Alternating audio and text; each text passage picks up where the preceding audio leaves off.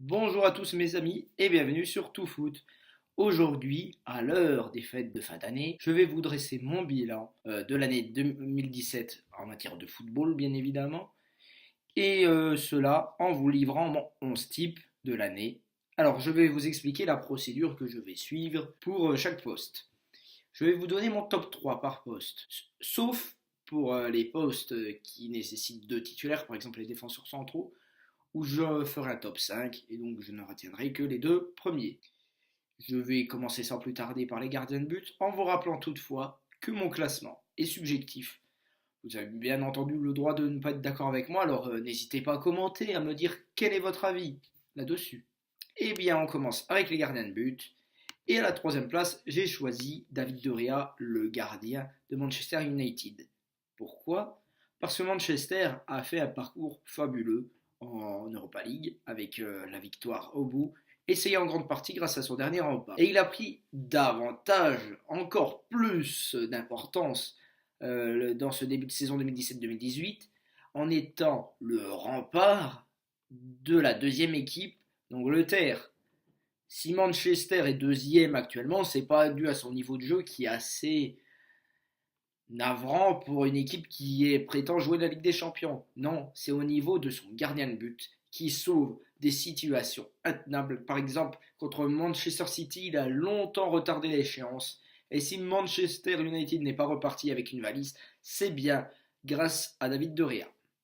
À la deuxième place, j'ai choisi Yann Oblak, qui est pour moi, sur le début de saison 2017-2018, le meilleur gardien du monde. Carrément, ouais, le meilleur gardien du monde. Si l'Atlético n'a perdu qu'un seul match en Liga, c'est à nouveau en partie grâce à son gardien. Il complète parfaitement l'équipe de l'Atlético. C'est un gardien qui est très sobre, mais il fait le travail et il le fait à la perfection. Franchement, je ne vois pas de gardien plus adapté à son équipe qu'Oblak à l'Atlético de Madrid. Enfin, à la première place, sans grande surprise, Gianluigi Buffon, le gardien de la Squadra Azzurra et de la Juventus de Turin. Si la Juventus a atteint la finale de la Ligue des Champions, Gianluigi Buffon, il y est pour beaucoup. En effet, il a fait de très gros matchs contre le Barça, contre Monaco, et lors de la finale, même s'il a pris 4 buts, il n'y est pas vraiment pour grand-chose. Il n'est pas fautif, il est fautif sur en cas des buts. Pour moi, Buffon, c'est le gardien de l'année.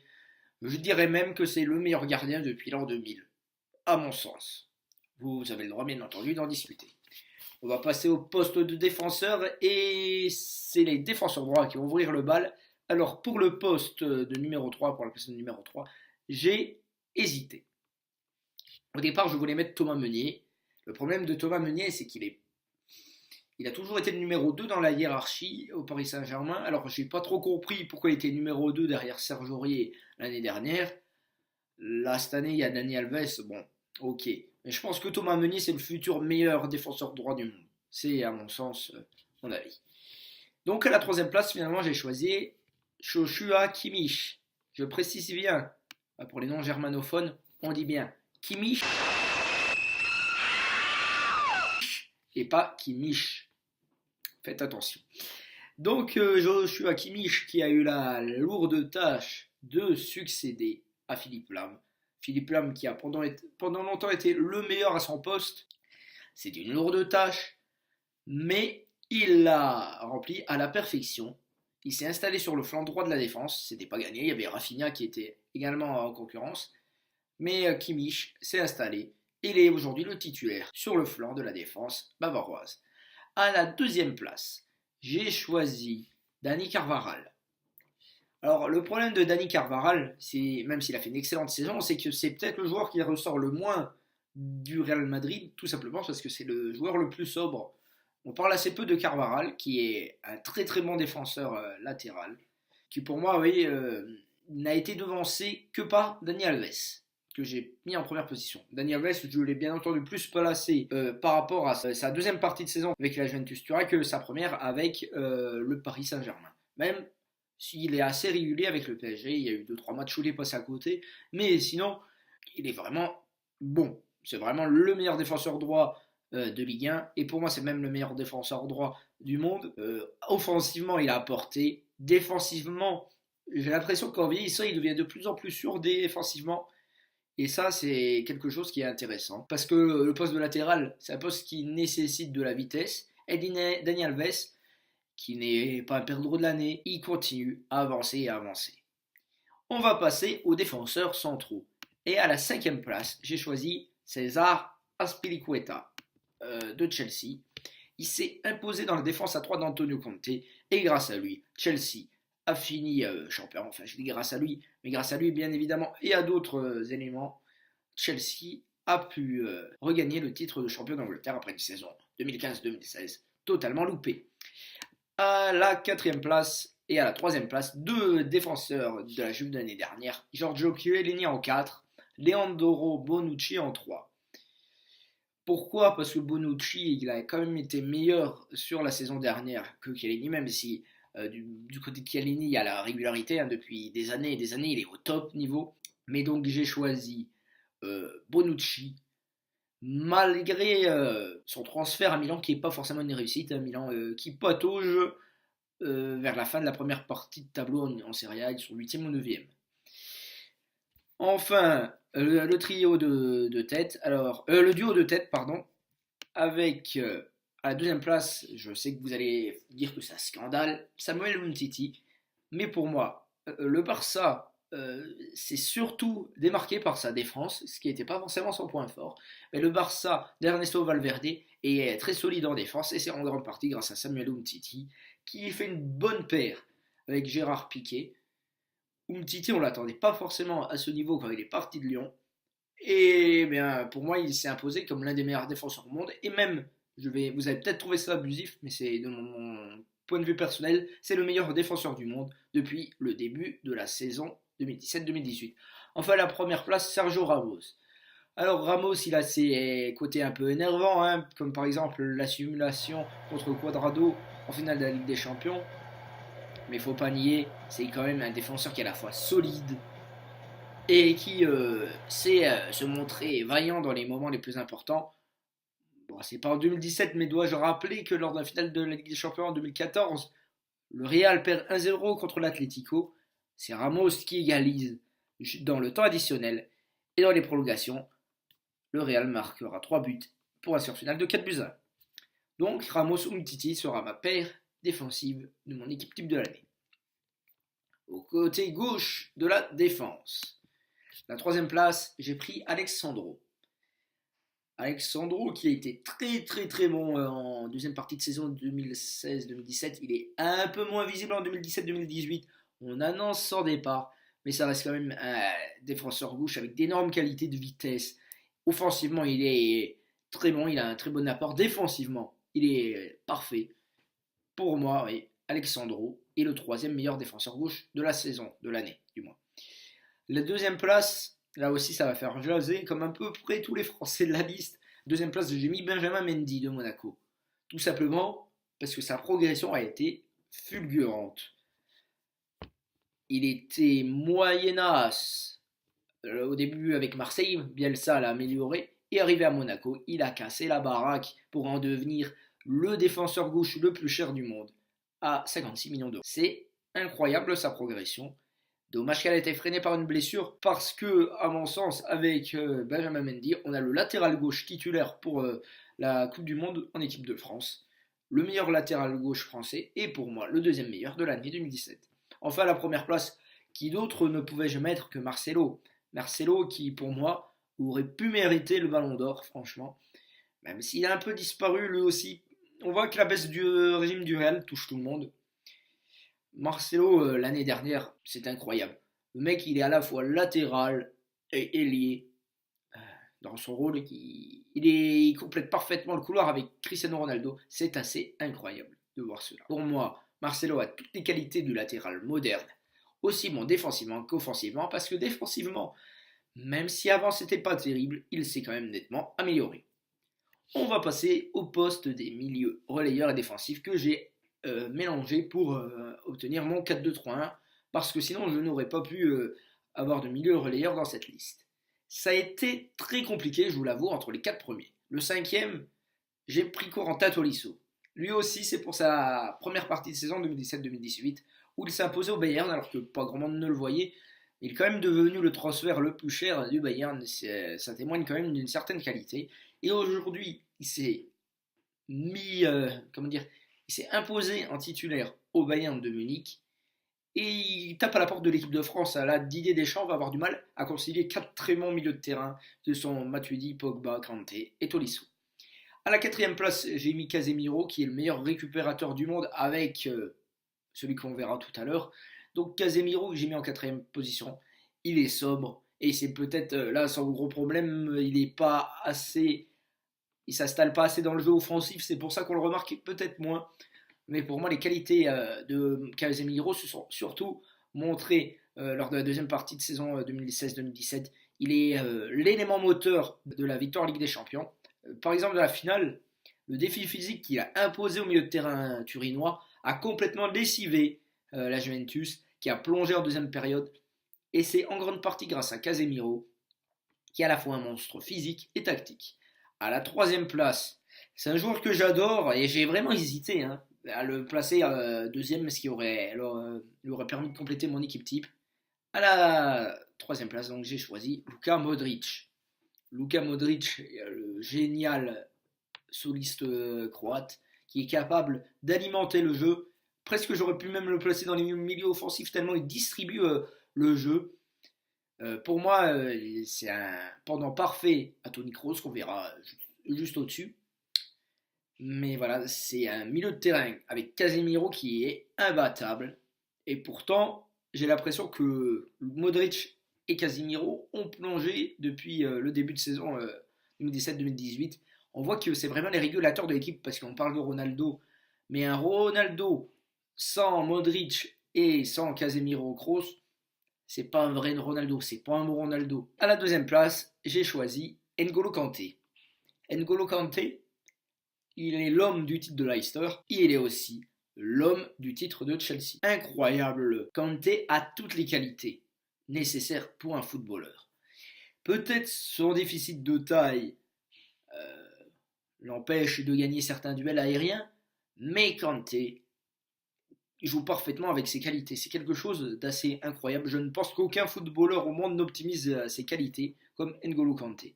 Il a une hygiène de vie irréprochable, une force de travail irréprochable, ce qui l'installe comme pour moi le meilleur récupérateur au monde actuellement. Enfin, à la première place, Toni Kroos. Comme j'en ai parlé tout à l'heure pour Modric, c'est un duo qui se complète à la perfection. Et pour moi, Modric-Kroos, on ne peut pas faire mieux actuellement. Quand les deux sont en forme, et c'est moins le cas de Modric, mais Kroos qui est constant. Donc quand les deux elles sont en forme, le Real est imbattable, tout simplement. Kroos, sa principale qualité, justement, c'est sa constance. On ne le verra jamais vraiment faire de mauvais matchs. Le problème, c'est qu'il ne ressort pas forcément toujours, un peu à la manière d'un Casemiro, c'est un joueur assez sobre, et du coup, il ressort moins que son pendant, Luka Modric, lors des matchs. Enfin, on va passer au poste offensif. Et on va commencer par le milieu offensif, le numéro 10. Voilà à nouveau un Français, chauvinisme quand tu nous tiens, Nabil Fekir, que je place à la troisième position. Vous allez me dire, ouais, pourquoi mettre un milieu offensif qui joue à Lyon alors que t'en as au Bayern, Real, etc., etc. Le problème, c'est que Fekir, il a été bon toute la saison. J'ai hésité entre Isco et Fekir, mais j'ai quand même choisi Nabil Fekir. Parce que Nabil Fekir, non seulement il est assez constant quand même, mais en plus, il a porté son équipe. Lyon est aujourd'hui à la lutte pour la Ligue des Champions grâce à Nabil Fekir. Il a porté son équipe. C'est vraiment le leader. Il a succédé à Lacazette dans son rôle un peu de leader technique à l'Olympique Lyonnais. Donc voilà, il a cette qualité qui est mise en valeur, bien sûr, par Lyon, que Isco n'a pas. Pareil, on peut me parler de Ramos. Le problème, c'est que est-ce que Ramos a fait la moitié de ce qu'a fait Fekir cette saison? Je ne suis pas d'accord. Donc Fekir, troisième meilleur milieu offensif du monde sur cette année 2017. Ça a été très très très compliqué pour moi entre les deux premiers. Est-ce que j'ai privilégié la fin de saison 2016-2017 ou le début de saison 2017-2018? J'ai préféré pour le coup la deuxième option. Donc à la deuxième place, j'ai mis Paulo Dybala. Il a porté la Juventus de Turin offensivement. C'est un véritable leader technique, comme la Juve on en a eu assez rarement quand même.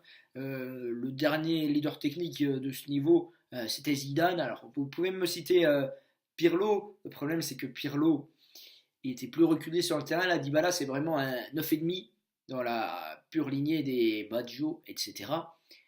Dybala, pour moi, a porté la Juventus de Turin jusqu'en finale de la Ligue des Champions. Et c'est en ce sens qu'il mérite la deuxième place, même si sur la fin de l'année, il a nettement baissé de niveau. Et c'est pour ça qu'à la première place, j'ai choisi le milieu offensif de Manchester City, Kevin De Bruyne, qui est absolument gigantesque. C'est un des deux meilleurs joueurs de première ligue pour moi, lors de ce début de saison.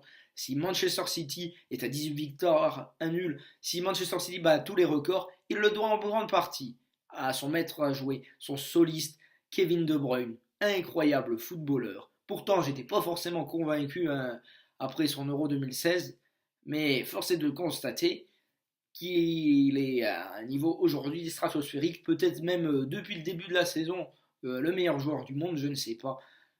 Je ne saurais pas vous le dire. Mais en tout cas, certainement dans les 3 meilleurs joueurs du monde depuis le début de la saison, ça oui. Honnêtement, oui. On va passer maintenant au poste d'ailier gauche avec à la 3e place Alexis Sanchez, le leader technique de l'équipe d'Arsenal. Sanchez et Ozil sont les deux pièces maîtresses d'Arsenal. Le problème, c'est que Ozil est très inconstant, alors que honnêtement, au niveau du talent, il est dans les meilleurs joueurs du monde. Sanchez, lui, est peut-être un petit peu moins talentueux, quoique ça prête à débat, mais il est constant et il porte l'équipe d'Arsenal à bout de bras. Le problème, c'est qu'il est là. On parle beaucoup d'un départ, le Bayern, Manchester City, le PSG, et ce serait une grosse perte pour Arsenal qui perdrait l'un de ses joyaux. Parce que Sanchez, lui, il porte son équipe et c'est ce qui lui fait un peu aussi défaut par rapport aux deux autres, c'est qu'il n'est pas dans une équipe de très haut niveau. Je veux dire, j'ai absolument rien contre Arsenal, c'est une équipe que j'apprécie beaucoup. Le problème, c'est qu'Arsenal est sur une pente descendante depuis 3-4 ans. Et Sanchez, il est au club justement depuis 3-4 ans. Et voilà, il est le seul à surnager dans cette équipe. Alors ça lui vaut la 3e place, mais je ne peux pas décemment le placer devant les deux premiers. À la 2e place du meilleur ailier gauche de l'année 2017, j'ai pris Neymar. Plus pour sa première partie de saison avec le PSG que pour ce qu'il a fait à Barcelone. Au PSG, il est mis dans des excellentes conditions et il est d'un très haut niveau, même si Mbappé m'a plus convaincu à titre personnel que Neymar sur cette première partie de saison. Mais Neymar a aussi eu une deuxième partie de saison 2016-2017 avec le Barça, où il a été assez moyen, sauf lors d'un match, le meilleur match de l'année de Neymar. Je pense que c'est le meilleur match de l'année d'un joueur. Le match de la remontada 6-1 Barcelone-PSG. Paris qui va disputer son 5e quart de finale consécutif. C'est très notable. Attention dessus. Non, possible.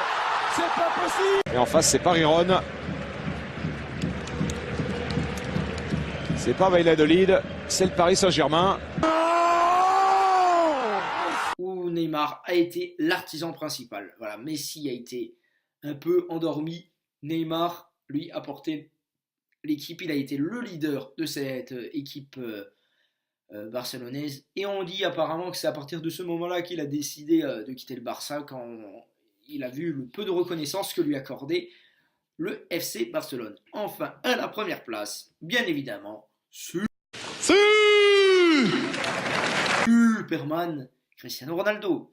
Que dire, même s'il est moins bon dans cette deuxième partie d'année, qu'il a été bien meilleur lors de la fin de saison 2016-2017, où il a porté le Real en Ligue des Champions, Ronaldo reste quand même aujourd'hui l'un des meilleurs joueurs du monde. Il a tout, il est athlétique, il est rapide, même à presque 33 ans, il est encore rapide, il a vraiment des qualités exceptionnelles, même s'il y a un côté acharné du travail qui diminue peut-être sa performance par rapport à Messi. On a l'impression que Messi est un meilleur footballeur parce qu'avec Messi tout paraît si facile alors que Ronaldo est un acharné du travail. Mais pour moi c'est ça qui fait l'égalité entre les deux. C'est pour ça que je ne trancherai jamais entre Ronaldo et Messi. Messi est un extraterrestre certes, mais il a une moins bonne capacité au travail que Ronaldo. Ronaldo, il va au charbon, et c'est ça qu'on apprécie chez lui, c'est que ses qualités, avec son irascible envie de travailler, le rend exceptionnel, tout simplement exceptionnel. On va passer au poste d'ailier droit, et en ailier droit à la troisième place, j'ai pris l'autre meilleur joueur de première ligue de cette première partie de saison 2017-2018, Mohamed Salah, meilleur buteur. Il a encore marqué un doublé aujourd'hui quand je vous parle, le 30 décembre contre Leicester.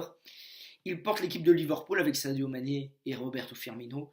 Et que dire, c'est une véritable régalade cette équipe. Je vais vous mettre un extrait juste après d'un des buts marqués lors de la nette victoire 7-0 en Ligue des Champions contre le Spartak Moscou, pour que vous voyez la qualité d'exécution de cette équipe qui est tout simplement magnifique. Dommage que cette équipe manque d'un leader derrière. Espérons pour eux que Virgil van Dijk sera celui-là. Au vu de son prix, on l'espère bien.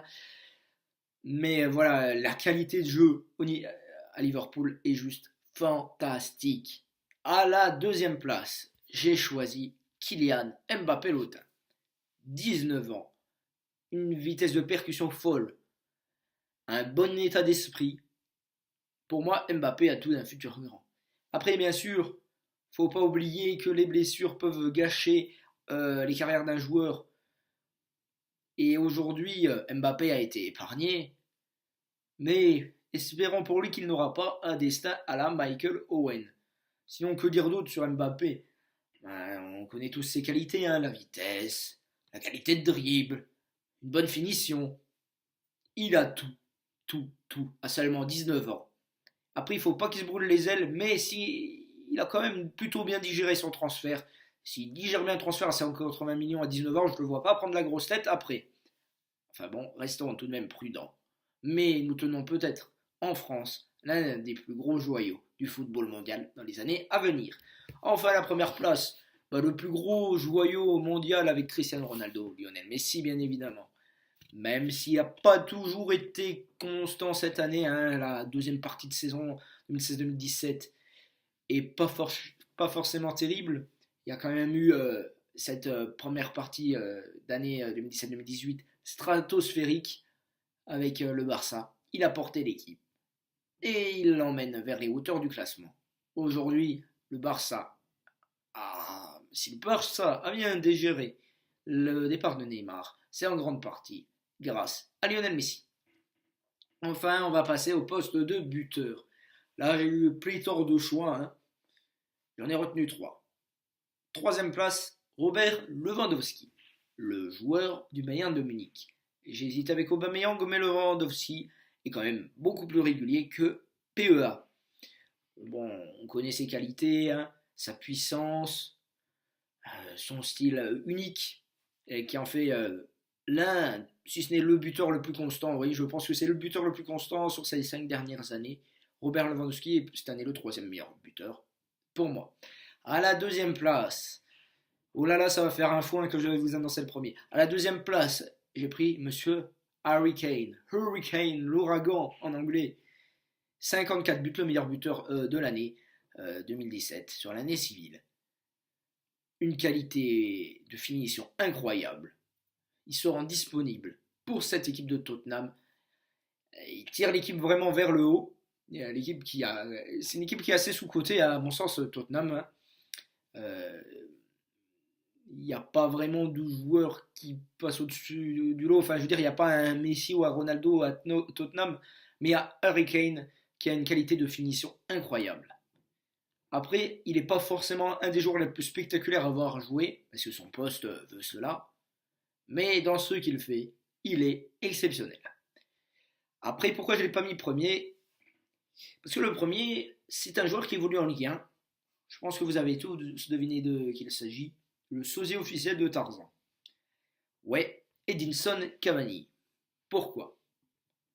Parce qu'au-delà de sa qualité de finition, qui est quand même assez spectaculaire, ok, on dit que c'est un croqueur.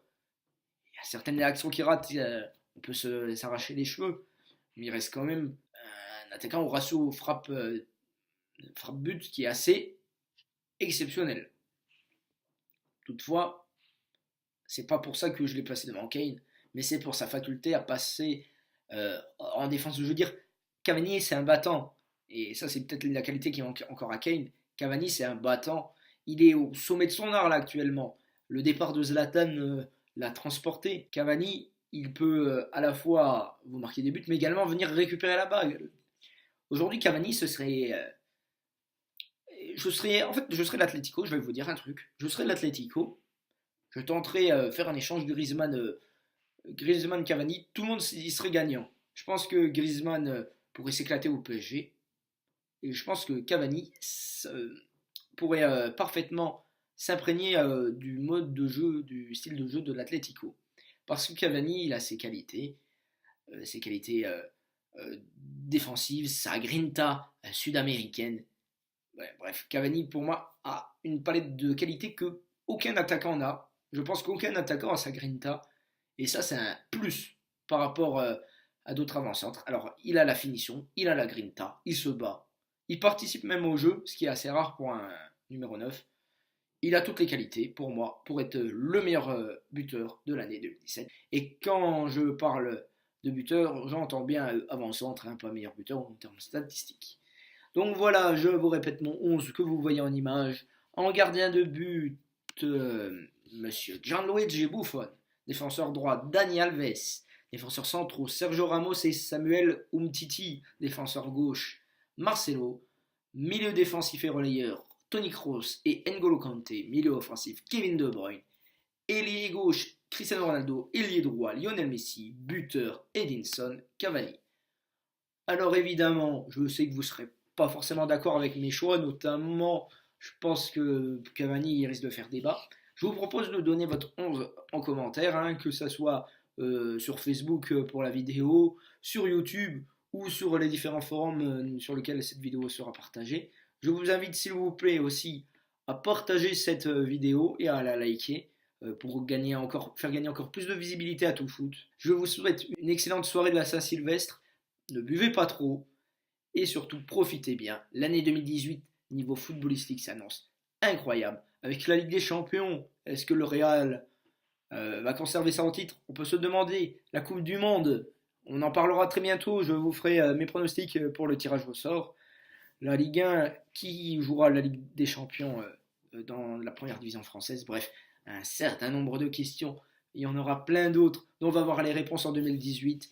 En tout cas, très bonne fin d'année 2017 et passez un excellent réveillon. Bye.